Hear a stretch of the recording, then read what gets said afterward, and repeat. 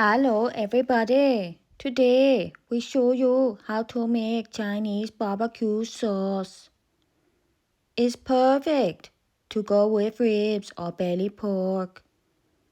First, in a bowl, add half cup brown sugar, quarter cup tomato ketchup, quarter cup hoisin sauce, quarter cup oyster sauce, 1 tablespoon maple syrup, 1 teaspoon garlic powder, half teaspoon 5-spice powder, 1 pinch white pepper, 1 teaspoon cornflour.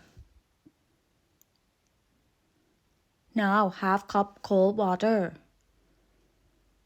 Next, you want to mix it all together, like this.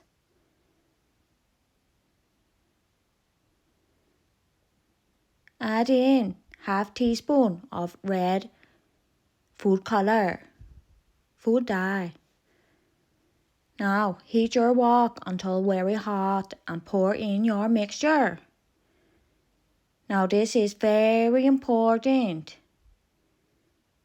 You want to cook it until it reduces. You will see nice and thick, lovely jubbly.